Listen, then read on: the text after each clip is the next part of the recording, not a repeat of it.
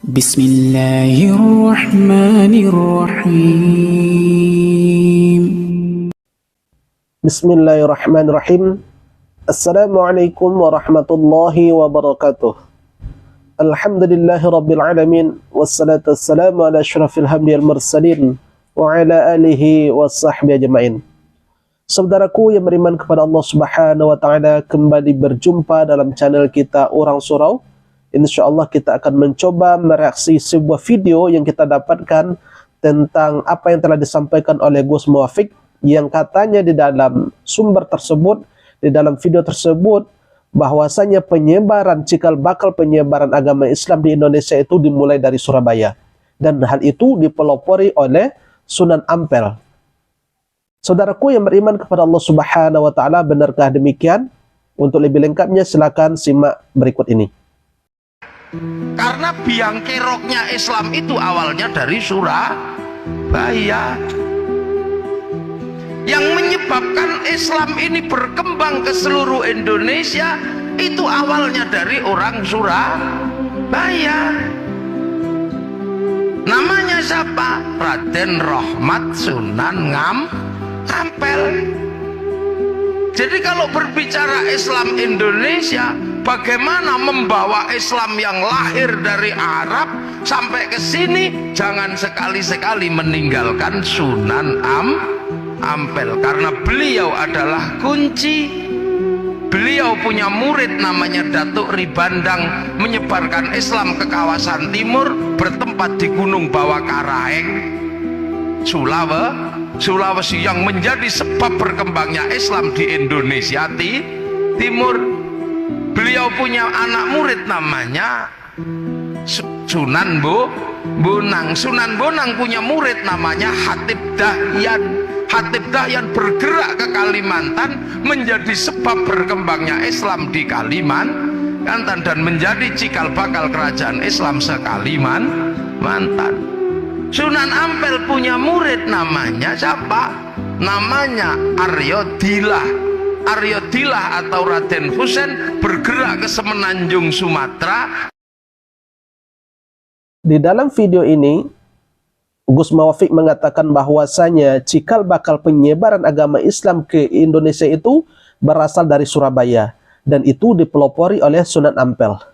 Saudaraku yang beriman kepada Allah Subhanahu wa ta'ala, kalau kita lihat dari sejarah bahwasanya Sunan Ampel itu lahir tahun 1401 ya, di Campa.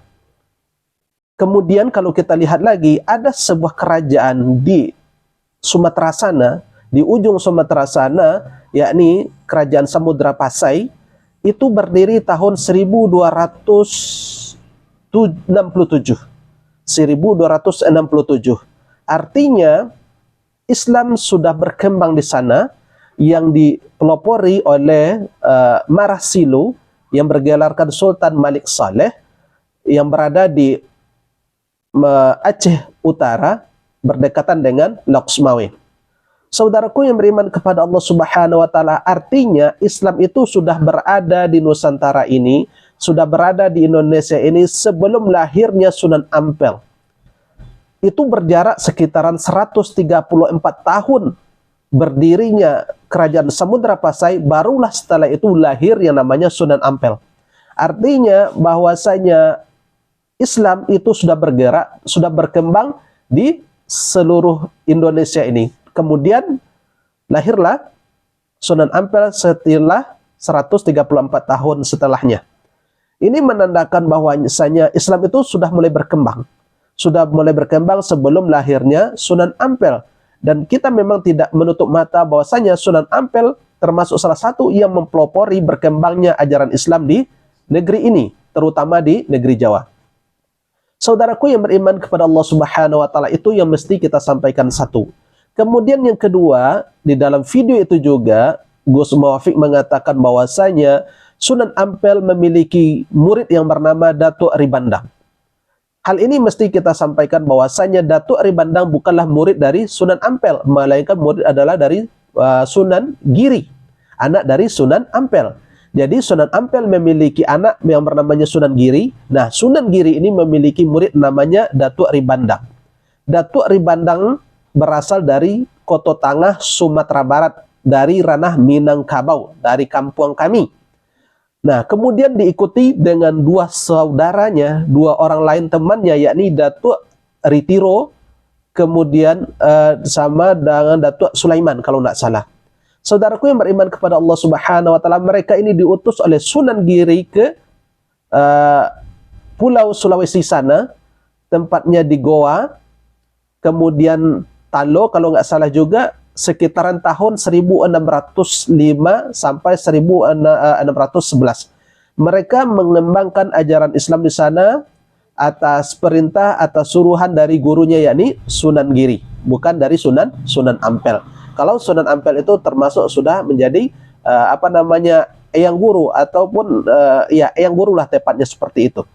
Ini yang kedua. Kemudian yang ketiga, kata Gus Muafiq juga tadi dijelaskan bahwasannya ada namanya Raden Husein yang diutus oleh Sunan Ampel untuk pengembangan agama Islam ke Sumatera. Saudaraku yang beriman kepada Allah Subhanahu wa taala, seperti yang telah kita sampaikan bahwasannya Islam lebih dahulu menjejaki Sumatera, Pulau Sumatera, yakni Aceh, dengan adanya Samudra Pasai, kemudian juga dengan adanya Kerajaan Perlak juga di sana. Di sana Islam sudah berkembang. Jadi yang mempelopori berkembangnya Islam di daerah Sumatera itu telah dimulai oleh adanya Kerajaan Samudra Pasai dan Kerajaan Perlak. Saudaraku yang beriman kepada Allah Subhanahu wa taala, kemudian untuk dakwah di Kalimantan Timur sebetulnya sudah ada dai dan seorang alim ulama yang telah diutus oleh Kerajaan Samudra Pasai yang bernama Syekh Abdullah.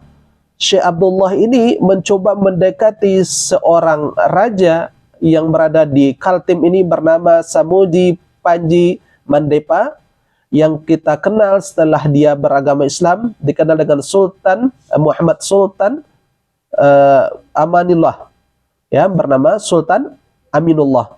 Dan itu terjadi tahun 1436, ya.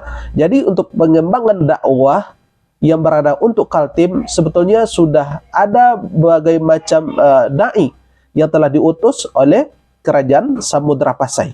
Saudaraku yang beriman kepada Allah Subhanahu wa taala, inilah yang mungkin yang bisa kita sampaikan untuk meluruskan sedikit. Mudah-mudahan hal ini bisa bermanfaat. Subhanakallahumma wa bihamdika asyhadu an la ilaha illa anta astaghfiruka wa atubu ilaih. Wabillahi taufiq wal hidayah. Assalamualaikum warahmatullahi wabarakatuh.